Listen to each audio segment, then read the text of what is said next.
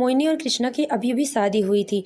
नई दुल्हन बनी मोहिनी जब सुबह नहाकर अच्छे से सज धरकर पायल की छन छन करती, पूजा के घर जाती तो भगवान के साथ साथ घर के लोग भी खुश हो जाते हैं। मोहिनी का रंग गेरुआ था। वह जब चमकीली साड़ी पहनती, हाथों में लाल पीली चूड़ियां, पैरों में बिछुए और महावर की लाली लगाए हुए, ऊपर से हाथों में मेहंदी की खुशबू के साथ सजकर निकलती तो उसका रूप और भी निखर जाता। कृष्णा अपनी पत्नी को देखकर बस देखता ही रह जाता। उसकी आंखों में मोहिनी के लिए प्यार और अपनापन झलकता था।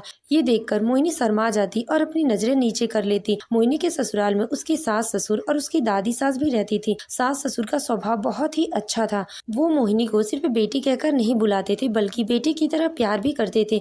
लेकिन दादी सास थोड़ी पुरानी विचारों वाली थी। उनका मानना था कि बहू को ज्यादा प्यार देने से वो बिगड़ जाती है, इसीलिए वो मोहिनी से ज्यादा अपनापन नहीं दिखाती थी। फिर भी मोहिनी को उनसे कोई शिकायत नहीं थी, क्योंकि परिवार के बाकी लोग सुलझे हुए और समझदार थे। मोहिनी हंसकर दादी सास की बातों और तानों को नजरअंदाज कर दिया करती थी, क्योंकि उसे लगता था कि बच्चे और बूढ़े दोनों एक समान ही होते हैं और घर के बुजुर्ग की बातों का क्या बुरा मानना। वह तो ससुराल में अपने सास ससुर और पति के प्यार से संतुष्ट थी। कृष्णा का प्यार और सानिध्य पाकर मोहिनी दिन ब दिन खिलती जा रही थी। वह जब भी कृष्णा की तरफ देखती तो वह उसे अपने तरफ देखते हुए पाती। उसकी नजरें मिलती, उसके दिल की धड़कनें बेकाबू हो जाती। मोहिनी धीरे धीरे ससुराल के माहौल में सामंजस्य स्थापित कर रही थी और परिवार के सदस्य के साथ भी घुलती मिलती जा रही थी।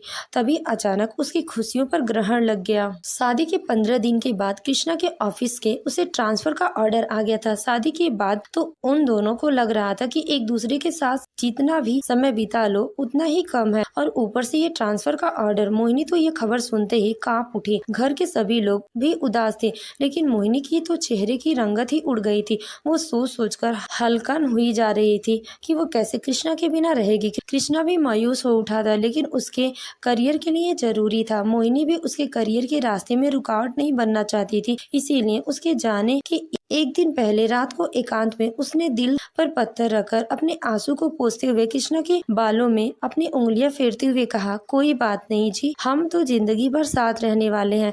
ऐसे समय में हमें समझदारी से काम लेना होगा। कृष्णा उसे सीने से लगाकर भारी मन से बोला, कैसे रहूंगा मैं तुम्हारे बगैर। मैं जब तक तुम्हारा चेहरा नहीं देख लेता तब तक मेरा दिन ही नहीं शुरू होता। इतना बोलते बोलते कृष्णा की आंखों से 2 बूंद आंसू लुढ़क कर गिर पड़े। मोहिनी की आंखें भी आंसुओं से डबाडब हो उठी। बड़ी मुश्किल से उसने खुद को रोने से रोक कर रखा था, लेकिन ये आंसू कम वक्त कहाँ किसी को सुनती हैं। माहौल बहुत ही भावुक हो गया था। पूरी रात दोनों जागते रहे, एक दूसरे को हौसला देते रहे, मानो लंबी जुदाई के पलों के लिए एक दूसरे के साथ बिताए पलों के सहारे काटने की तैयारियां हो रही हो। सुबह हुई, मोहिनी सूजी हुई आंखों के साथ कृष्णा के जाने की तैयारियां करने लगी। कृष्णा ने नहा धोकर तैयार होने लगा। मोहिनी जानबूझकर कृष्णा के सामने नहीं जा रही थी। उसे लग रहा था कि कहीं वो कमजोर न पड़ जाए और कृष्णा को जाने से रोक न ले। मोहिनी के दिल में रह रहकर मरोड़ उठते, किस्मत भी कितनी अजीब होती है। अभी साल भर पहले ही तो उसके आंचल में खुशियां ही खुशियां खेल रही थी और आज उसका आंचल आंसुओं से भीग रहा था। कृष्णा के जाने का समय हो गया।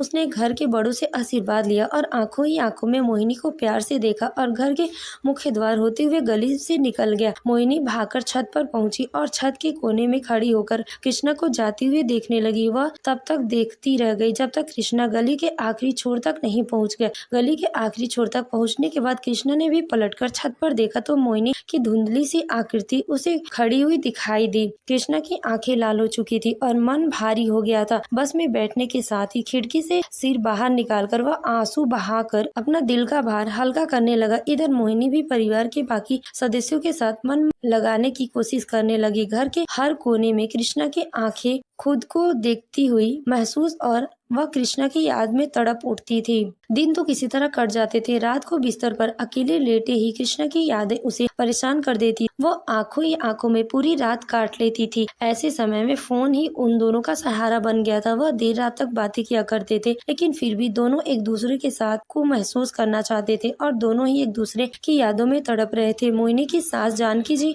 मोहिनी का मन बहलाने रखने का भरसक प्रयत्न करती रही, लेकिन मोहिनी के दिल का एक टुकड़ा तो कृष्णा के साथ ही चला चला गया था। एक दूसरे की जुदाई का दर्द सहते हुए 1 महीना बीत चुका था। कृष्णा ने नए शहर में किराया का एक मकान ले लिया और वह घर गृहस्थी के सारे सामान भी जुटा लिया। उसके बाद वह मन में निश्चय करके आया कि मोहिनी को अपने साथ लेके जाएगा। कृष्णा के आने की खबर पर पाकर मोहिनी के पैर ही जमीन पर नहीं पड़ रहे थे। आज महीने भर के बाद मोहिनी ने फिर से संपूर्ण श्रृंगार किया। उसकी सास जानकी जी ने जब इतने दिनों बाद अपनी बहू का खिला हुआ रूप देखा तो उसके सिर पर प्यार से हाथ फेरते हुए बोली, बेटा तुम ऐसे ही खुश रहो, बहुत खुश लगती हो। मोहिनी ने शर्मा कर अपनी नजरें नीचे कर ली। कुछ ही देर बाद कृष्णा घर पहुंचा। उसने देखा कि साथ हाल में बैठकर थोड़ी देर बातें की और फिर फ्रेश होने के लिए कमरे में चला गया। जानकी जी ने मोहिनी को उसके कमरे में भेजते हुए कहा, जा बेटी देख, उसे कुछ चाहिए होगा। तो मोहिनी शर्म के मारे सीधे धीमी गति से चलती हुई अपने कमरे में पहुंची। इतने दिनों के बाद कृष्णा को इतने करीब से देखते ही उसके दिल की धड़कन तेज हो गई। कृष्णा ने आगे बढ़कर उसे गले लगा लिया। मोहिनी का चेहरा शर्म से गुलाबी हो गया और उसकी आंखें खुशी से नम हो गई थी। कृष्णा ने उसके आंसू पोंछते हुए कहा, अब रोने के दिन खत्म हुए, इस बार मैं तुम्हें अपने साथ लेकर जाने वाला हूँ। मोहिनी ने जब ये बात सुना तो खुशी से झूम उठी। आखिर उसी जुदाई का अंत होने ही वाला था। दोपहर के खाने के बाद सब हॉल में बैठकर बातें कर रहे थे। तभी कृष्णा ने झिझकते हुए सबके सामने कहा, अब मैं वहाँ सेटल हो गया हूँ तो सोच रहा हूँ कि मोहिनी को भी अपने साथ लेकर चला जाऊँ। वहाँ मुझे खाने पीने को बहुत दिक्कत हो रही होगी और अकेले मन भी नहीं लगता है। वह बात सुनते ही कृष्णा की दादी के चेहरे के भाव ही बदल गए। वह गुस्से से भरकर बोली, कोई जरूरत नहीं है बहुरिया को शहर ले जाने की। अरे 4 दिन हुए नहीं ससुराल में रह लेगी तो क्या बिगड़ जाएगा? क्या यह परिवार उसका नहीं है? क्या इस परिवार के प्रति उसकी कोई जिम्मेदारी नहीं है? जो तू बाहर लेकर चला जाएगा वह भी तेरे पीछे पीछे चली जाएगी। जानकी जी ने उसे शांत कराते हुए कहा, लेकिन माँ जी अभी दोनों की नई नई शादी हुई है, इन्हें तो साथ रहना चाहिए। दादी जी ने उन्हें गुस्से से घूरते हुए कहा, तू चुप रह, मेरी उम्र हो गई है, इसका मतलब ये नहीं है कि तू घर की मालकिन बन गई है। इस घर के लिए फैसले लेगी और अपनी मनमानी चलाएगी। मैंने कह दिया ना कि नई बहू कहीं नहीं जाएगी तो नहीं जाएगी, बस ये मेरा अंतिम फैसला। इतना बोलकर दादी अपने कमरे में चली गई। मोहिनी तो उनकी बात सुनकर सन्न रह गई। उसे ऐसा लग रहा था कि उसके दिल पर 1000 तीर चला दिए गए। सुबह कृष्णा के आने की खुशी में जो चेहरा गुलाब की तरह खिला हुआ था वो अब कुमलाया हुआ मलिन पड़ गया था। जानकी जी ने जब अपनी बहू का उतरा हुआ चेहरा देखा तो उनका दिल तड़प उठा। कृष्णा को भी उम्मीद नहीं थी कि उसकी दादी माँ इस तरह से प्रतिक्रिया देंगी। वह हैरान परेशान सा कभी अपने पिता को देख रहा था तो कभी अपनी माँ को उसे तो समझ में ही नहीं आ रहा था कि अब वह क्या करेगा। मोहिनी का भी दिल टूट गया था और वह चुपचाप रसोई में चली गई। आगे क्या हुआ? क्या आप मोहिनी के ससुराल की शुरुआत सफर दुखदाई बन जाएगा? यह जानने के लिए इस कहानी का अगला भाग जरूर देखें और उसके लिए चैनल को तुरंत सब्सक्राइब करें। धन्यवाद।